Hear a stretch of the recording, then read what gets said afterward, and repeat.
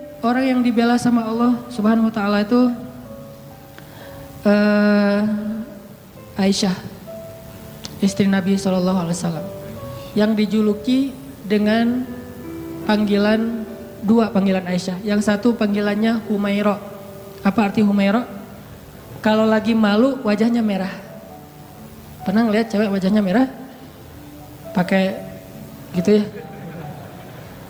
Kalau Aisyah itu bukan karena dia make upan, memang wajahnya merah kalau lagi malu. Kalau Nabi muji-muji Aisyah, malu merah. Malu pakai ngomong. Itu mah saya. Aisyah Humaira, wajahnya kemerah-merahan. Saking putihnya Aisyah, Abu Bakar itu kan orangnya putih, makanya anaknya juga kenapa dipanggil Abu Bakar? Padahal bukan nama aslinya, itu Aka lah ya, S non S gitu. Aka Abu Bakar. Kenapa dipanggil Abu Bakar? Abu Bakar itu artinya bapak yang punya anak perawan yang cantik-cantik. Aisyah, Asma, itu cantik-cantik semua tuh. Makanya bapaknya dipanggil Abu Bakar. Kita kalau punya, kita yang belum nikah, yang udah nikah, kalau punya anak cewek 2 orang, maka dia bisa dipanggil Abu Bakar. Walaupun namanya bisa aja Asep, bisa aja siapa gitu, tapi bisa dipanggil Abu Bakar. Kenapa? Punya anak perawan, cantik, soleha. Humaira. Nama lainnya, Nabi juga senang manggil Aisyah itu dengan panggilan Aish. Disingkat Aisyah jadi Aish. Dalam bahasa Sunda jadi Eis. Itu benar. Pasti orang Sunda manggil Eis itu asal muasalnya dari panggilan Aisyah. Karena kita nggak bisa susah ngucapin A, dari Aish jadi Eis. Berarti orang Sunda juga ada hubungannya dengan para ulama. Eis. Jadi yang manggil istrinya walaupun nama istrinya mungkin siapa gitu ya, manggil aja Eis. Kok Eis sih? Aisyah gitu. Aish. Panggilan sayang Nabi nih. Saking cantiknya Aisyah, banyak yang sebetulnya baper ketika Nabi nikah sama Aisyah. Patah hati cowok-cowok Madinah. Wah, apaan sih Nabi nikah sama Aisyah? Ramai aja tuh. Ketika Nabi nikah sama Aisyah. Suatu hari Nabi itu lagi jalan, lagi touring gitu sama sahabat-sahabat. Bahasa dulu mah berangkat berjihad ya, cuman sebutlah touring. Karena Nabi sambil berjihad juga, sambil touring, sambil main. Nah Nabi itu kan kalau berangkat touring bawa istri ya. Jadi kalau yang berangkat touring gak bawa istri kurang ikut sunnah menurut saya. Touring memotoran bawa istri. Tadi jangan bawa jas hujan. Biar kalau hujan mah, gak pakai baju.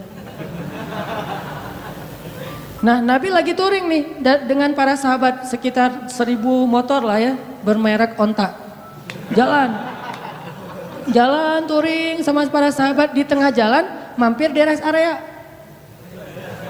Kan panjang nih perjalanannya, ada rest area, ini kayaknya rest areanya bagus, masjidnya gede gitu ya, ada KFC segala macam lah, bisa makan di situ, ada tempat ngopi. Mampir tuh di rest area. Pas lagi mampir di rest area, Aisyah kan dia naik kendaraan yang tertutup. Onta di atasnya ada kayak tandu gitu ditutup, khusus buat cewek biar nggak kepanasan. Kalau yang cowoknya naik onta yang terbuka. Kalau bahasa kita sekarang tuh mobil lah ya. Aisyah naik mobil, suaminya naik motor. Yang nyetir siapa ya? Dan cara ini nih, ada gimmick dikit tapi penting ya. Bekal buat teman-teman nanti kalau udah nikah.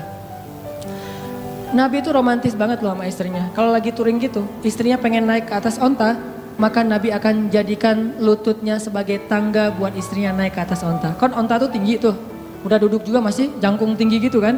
Maka Nabi akan jongkok, Aisyah. Akhirnya Aisyah nginjak lutut Nabi, dipegang sama tangan Nabi, dinaikkan ke atas onta. Tuh cowok banget tuh. Makanya kalau kita pengen naikin istri kita ke atas motor, walaupun motornya bebek ya, gak masalah lah. Motor bebek, udah diceperin lagi tuh, rendah gitu ya. Mah, apaan sih Pak, bisa sendiri kali gitu. Pengen ikut sunnah malah gagal.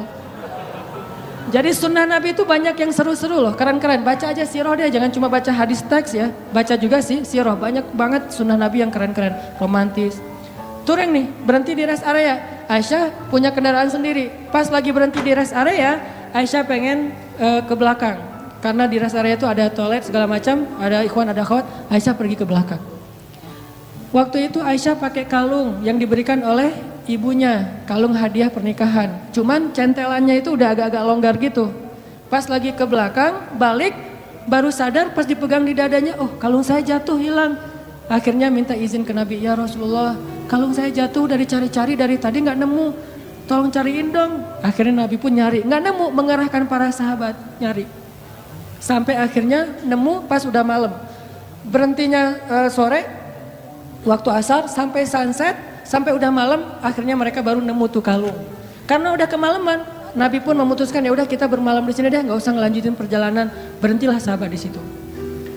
Karena rest areanya nggak terlalu besar dan airnya sedikit, akhirnya pas waktu subuh mereka tidak cukup air, nggak bisa berwudu untuk sholat subuh. Mulailah muncul desas-desus, mulai muncul lagi tweet di antara para sahabat. Ada yang pertama nge-tweet akhirnya pada repost, jadilah viral. Apa tweetnya? Ini gara-gara Aisyah nih. Kita nggak bisa sholat subuh, nggak punya air gara-gara Aisyah. Hashtag gara-gara Aisyah, sebar. Wah pada sebel sama Aisyah, ini gara-gara Aisyah. Benar ya gara-gara Aisyah sih, masalah kalung aja kok rame sih, lama-lama amat dan seterusnya. Kalung mah bisa beli lagi nanti di Madinah, rame aja di antara sahabat. Gara-gara mereka rame, turunlah ayat tentang tayamum. Itulah cerita di balik ayat tayamum di surat Al-Maidah. Kalau kalian gak menemukan air, maka berwudulah dengan cara tayamum dengan debu-debu yang bersih. Diajarin sama Allah tekniknya, tutorial tayamum. Itu jelas tutorialnya di satu ayat. Setelah ayat itu turun, sahabat-sahabat mulai tweet yang baru. Gara-gara Aisyah tapi keren, mulai pakai jempol emotikonnya.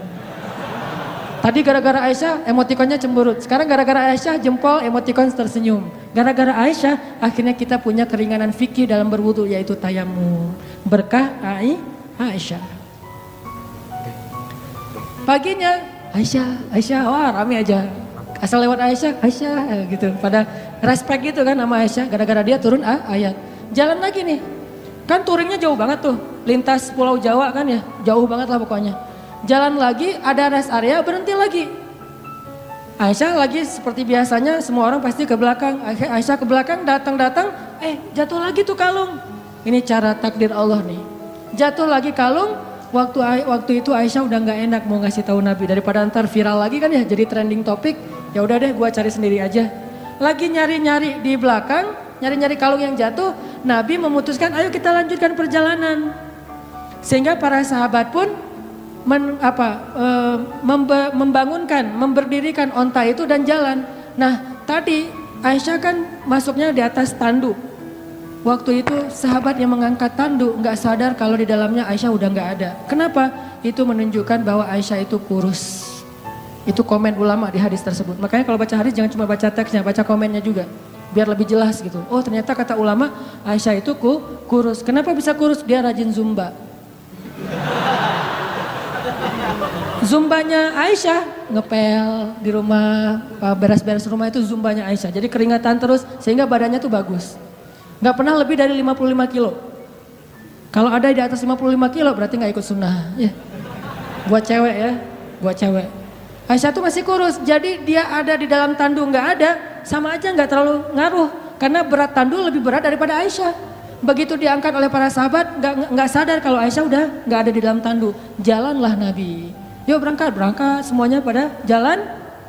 Kalau di tol kan gak bisa balik arah tuh, udah jalan-jalan aja, ketinggalan di rest area.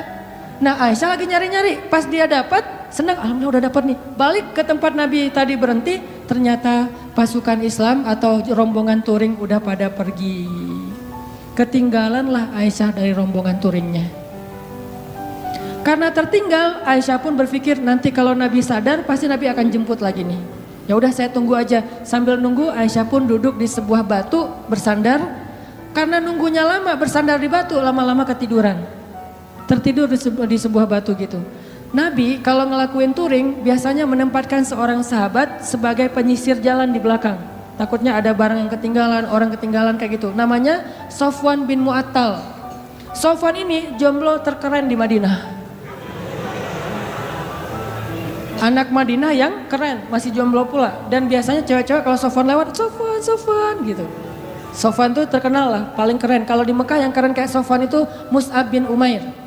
Yang parfumnya nggak ada duanya di Mekah, cuma ada satu. Sehingga kalau Mus'ab lewat di sebuah gang, cewek-cewek langsung sadar, Mus'ab baru lewat loh, kenapa? Gua cium harumnya parfum Mus'ab. Kalau Mus'ab nyuci pakaiannya, maka orang berlomba-lomba pengen ngambil pakaian itu untuk cuci bareng dengan pakaian dia supaya parfumnya pindah. Saking kerennya parfum.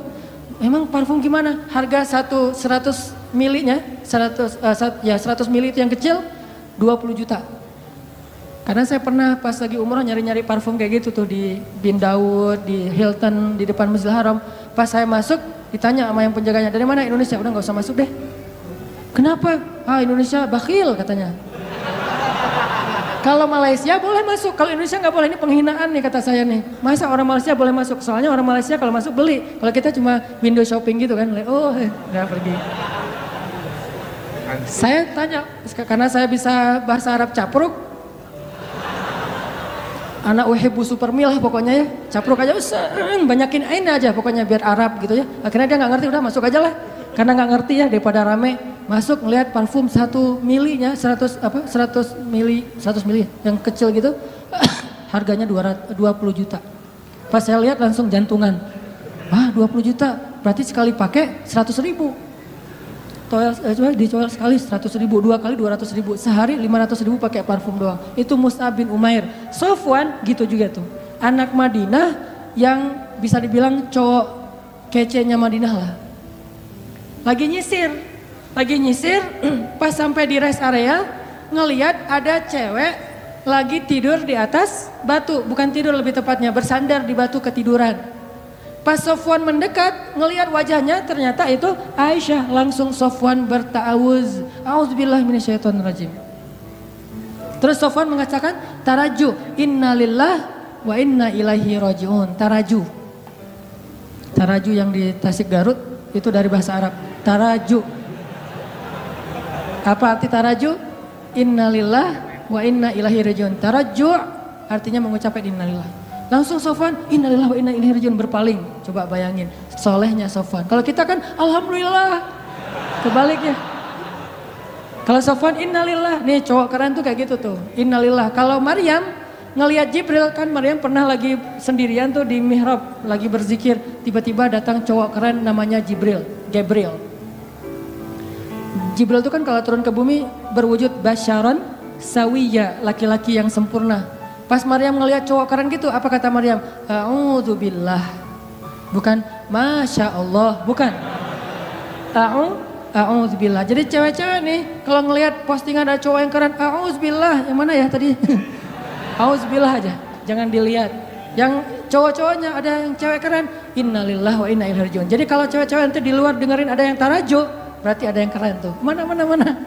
Innalillah wa inna ilaihi raji'un. Karena ucapan taraju'nya keras, akhirnya Aisyah kaget dan bangun. Pas Aisyah bangun langsung Aisyah nunduk gitu karena malu kepada Sofwan. Sofwan gak banyak nanya, Aisyah ngapain sendiri di sini nungguin saya ya? Enggak. Nih solehnya sahabat ya, biar kita bisa ngebandingin sama kita. Enggak nanya Aisyah lagi ngapain di sini, Aisyah kenapa duduk di situ, Aisyah enggak. Begitu udah selesai tarajuh, Aisyah bangun, Sofwan langsung mengambil ontanya, didudukkan di dekat Aisyah, terus Sofwan menjauh dan membelakangi. Untuk apa? Biar Aisyah naik ke atas onta dan Sofwan gak ngelihat gimana cara si cewek itu naik. Kalau udah nikah romantis banget, kalau belum nikah terjaga banget. Tuh benar-benar orang-orang yang luar biasa. Belum nikah dia menjauh, gua gak pengen lihat gimana cara Aisyah naik di atas motor. Kan naiknya cewek di atas motor apalagi boncengan pas pulang sekolah kan agak sesuatu ya, bahaya kan. Nah Sofwan gak mau ngelihat itu cara cewek naik, walaupun Aisyah itu sangat terjaga auratnya, tapi masih Sofwan menjaga hatinya, nggak mau lihat ngelihat ke sana, tapi di sebelah sana ada cermin jadi bisa tembus ke belakang. Nggak ngelihat. Kalau di mall kan suka gitu ya, buang muka gitu ke arah cermin, biasa bisa ngelihat dari sebelah sana. Bukan pengalaman ya, pernah. Nah akhirnya Sofwan menjauh membelakangi Aisyah. Dalam durasi kira-kira si cewek ini udah selesai naik ke atas unta. Begitu udah selesai, Sofwan datang ngambil tali kekang unta dan ditarik. Untanya berdiri jalan. Sofwan jalan kaki di depan, Aisyah naik di atas unta. Itu cara paling bagus boncengan. Jadi jangan dibonceng gitu. Apalagi ini ojek-ojek online ya. Kalau yang ordernya cewek, Neng, naik Neng. Kita mah gak usah naik ke atas motor, di samping aja dorongin motor. Kenapa Mang kok gitu caranya? Sofwan. Sofwan itu siapa? Gak pernah ikut talim ya. Makin sombong ya, makin ria. Sofwan narik tuh tali kekang onta, Aisyah di belakang. Gak pernah sekalipun Sofwan menoleh ke belakang. Aisyah butuh sesuatu? Enggak. Atau mungkin bisa miss call kalau ada apa-apa. Ini nomor saya, modus. Gak ada sama sekali. Aisyah nggak diajak ngobrol, Aisyah kenapa tinggal sendiri dan segala macam, enggak sama sekali. Diam sepanjang perjalanan sampai di Madinah. Nabi sampai di Madinah nggak sadar kalau Aisyahnya ketinggalan karena Nabi nggak langsung pulang. Biasanya nyambut tamu dulu, ada urusan negara lah. Nah, lama baru dari belakang Aisyah dengan Sofwan muncul. Di Madinah waktu itu kebenaran orang-orang Yahudi lagi nongkrong di gerbang. Karena salah satu hobi orang Yahudi itu nongkrong di jalan. Senang banget nongkrong di jalan tuh, nongkrong gitu-gitu ya di jalan. Nah pas lagi orang Yahudi nongkrong di jalan, tiba-tiba dari kejauhan datanglah Aisyah dengan Sofwan berdua, tapi satu di atas onta, satu lagi narik tali kekang onta. Orang Yahudi tadi lagi nongkrong nih, lagi ngobrol. Datanglah Aisyah sama Sofwan, begitu mereka ngelihat Sofwan dan Aisyah langsung sepi, diam semua orang Yahudi, diam aja. Diam, tuh ada yang lewat. Diam, pas sudah lewat, gue bener ngelihatnya tadi nggak bermimpi nih. Enggak, gue juga ngeliat yang sama. Bener kan Aisyah, bener. Mulai gosip muncul. Judulnya masih aman nih, Aisyah dan Sofwan pulang berdua. Judul standar lah ya, mainstream. Judulnya Aisyah dan Sofwan pulang berdua, bener nggak? Bener, tapi orang persepsinya apa? Selingkuh kan? Ada affair nih antara Aisyah dengan Sofwan. Judulnya nggak bisa dihujat. Saya tuntut kamu pencemaran nama baik, nggak bisa. Orang judulnya benar. Aisyah dan Sofwan pulang berdua. Atau nanti dikembangin lagi. Aisyah dan Sofwan ada apa? Tanda tanya. Bisa aja kayak gitu. Ada apa dengan AADA gitu. Ada apa dengan Aisyah. Nah gara-gara orang Yahudi nyebarin tweet, hashtag, postingan kayak gini mulai viral di antara kaum muslimin. Ada apa dengan Aisyah? Aisyah selingkuh, Aisyah dan Sofwan ada sesuatu. Ramelah fitnah di antara kaum muslimin tentang Sofwan dan Aisyah. Sampai akhirnya fitnah ini terdengar kepada Rasul. Nabi juga sempat hampir ragu sama Aisyah. Saking semua orang ngebicarain itu. Lo udah dengar berita belum? Apa? Aisyah sama Sofwan ternyata kemarin pulang berdua ada sesuatu tuh. Oh gitu? Kan suka gurih ya omongan-omongan kayak gini nih. Bisa ditambah-tambahin, pecinnya ditambahin, jadilah pecinnya banyak. Makin banyak pecin, makin sedap. Makin susah untuk berhenti kan? Nah gitulah gosip. Akhirnya viral, jadi trending topik di Madinah, Aisyah dan Sofwan ada affair. Sampai ada seorang sahabat, kalau nggak salah namanya Abu Ayyub, pulang ke rumah. Nanya ke istrinya, Mah udah dengar berita yang lagi trending topik belum? Udah Pak, Mama juga baru buka Instagram, kata istrinya. Mama punya Instagram kok Bapak gak di follow? Bahaya. Aisyah sama Sofwan katanya di fitnah ada sesuatu. Gimana menurut Mama? Kata Abu Ayyub. Nih jawaban istrinya nih jadi panduan buat kita kalau dengar gosip. Apa kata istrinya? Ya Abu Ayyub, gimana pendapat engkau jika ada yang mengatakan engkau selingkuh dengan seorang perempuan? Kata Abu Ayyub, ya gak mungkin lah. Papa mau selingkuh kan udah cukup dengan Mama. Mama kan segalanya buat Papa, udah gak ada lagi, gak akan terbuka lagi lah hati Papa buat cewek yang lain mah. Udah digitu-gituin. Benar Pak, benar. Sesungguhnya Sofwan itu lebih soleh daripada Papa. Kalau Papa gak mungkin selingkuh, maka Sofwan juga gak mungkin. Oh gitu, ya deh.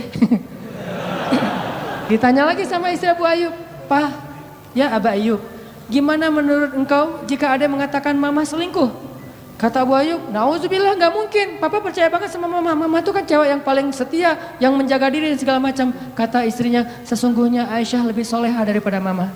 Kalau Mama aja gak mungkin selingkuh, apalagi Aisyah. Coba, gampang kan menyelesaikan masalah kayak gini? Ada isu, sesungguhnya dia lebih soleh daripada kita. Kalau kita aja gak mungkin, pasti dia lebih gak mungkin lagi. Gitu caranya, husnuzon. Tapi di luar, berita itu tetap berkembang. Sampai akhirnya Nabi datang ke rumah Aisyah. Bertanya kepada Aisyah, ya Aisyah, pasti kamu sudah mendengar berita tentang ini. Gimana menurut kamu wahai Aisyah? Kata Aisyah, Kalau saya bilang berita itu bohong, mungkin Nabi nggak percaya sama saya, padahal itu bohong. Kalau saya bilang itu benar, tapi Allah Maha tahu bahwa itu tidak benar, maka saya tidak akan membela diri.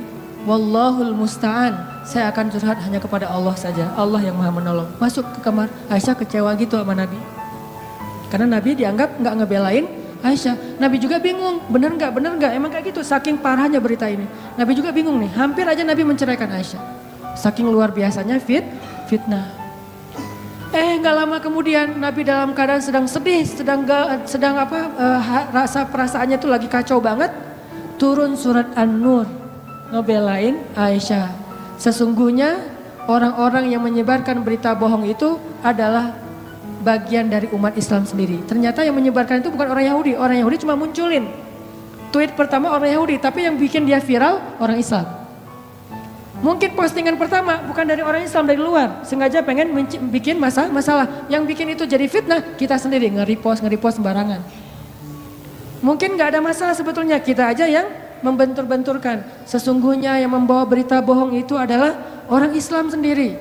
Maka katakan kepada mereka, jika kalian tidak bertobat, sesungguhnya itu zalim yang paling besar. Janganlah kalian meringankan ucapan kalian, meremehkan. Sesungguhnya di sisi Allah itu dosa besar, dan seterusnya. Satu halaman penuh ayat turun untuk ngebelain Aisyah. Bayangin, satu halaman di surat An-Nur khusus tentang Aisyah. Akhirnya Nabi pas dapat ayat ini ngumpulin para sahabat, ayo ngumpul. Nabi pun membacakan ayat itu, para sahabat bertakbir, Allahu Akbar. Ternyata sudah turun tabayyun dari langit, bukan dari bumi. Klarifikasinya yang membersihkan nama baik Aisyah dan Sofwan, Allah Subhanahu wa Ta'ala, langsung dari Allah. Sehingga akhirnya Nabi pun datang ke rumah Aisyah, nyari, ya Abu Bakar, sudah turun ayat. Mana Aisyah? Aisyah disuruh keluar oleh Abu Bakar. Ketika Aisyah udah keluar, Rasulullah mengatakan, ya Aisyah, berbahagialah, Allah sudah turunkan ayat yang membela kamu, bahwa sesungguhnya itu semuanya berita bohong. Aisyah pun masuk lagi ke kamar dalam keadaan ngambek. Abu Bakar masuk ke dalam, Aisyah, kenapa masih ngambek sama Rasulullah? Udah ucapin terima kasih sama Nabi. Kata Aisyah, enak aja, ngapain saya minta terima kasih ke Rasulullah, kan yang bela saya Allah. Udah biarin aja orang itu. Kata Aisyah, coba. Apakah Rasulullah marah? Enggak. Kata Abu Bakar, ya Rasulullah, Aisyah lagi ngambek, gak mau ketemu. Ya udah nggak apa-apa. Memang Aisyah pantas untuk melakukannya. Nabi pun pergi. Biarkan Aisyah menyelesaikan, merecovery dulu perasaannya. Selang beberapa hari Nabi datang lagi, udah normal lagi.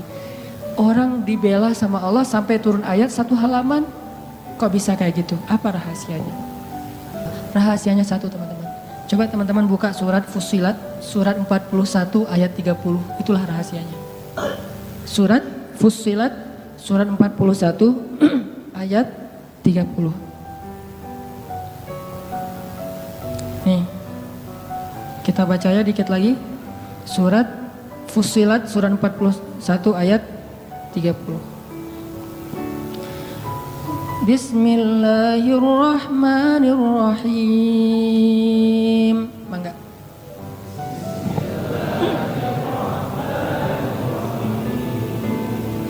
Innal ladzina qalu rabbuna Allahu tsumma istaqamu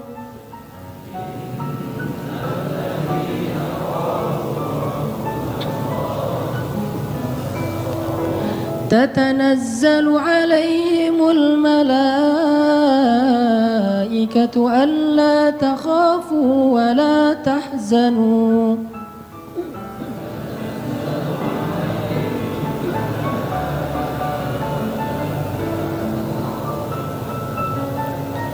وأبشروا بالجنة التي كنتم توعدون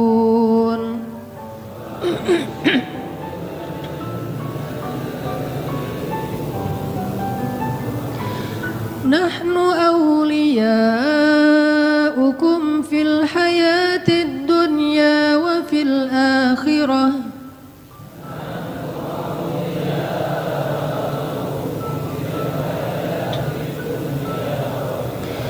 ولكم فيها ما تشتهي أنفسكم ولكم فيها ما تدعون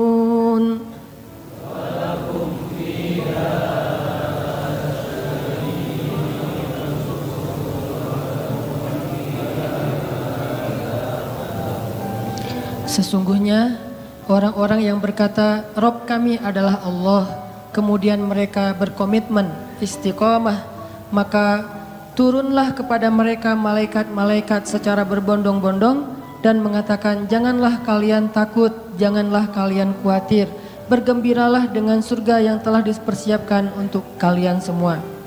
Kami adalah pelindung-pelindung bagi kalian dalam kehidupan dunia dan dalam kehidupan akhirat.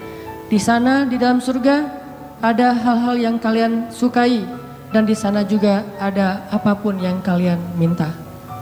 Ini rahasianya. Istiqomah.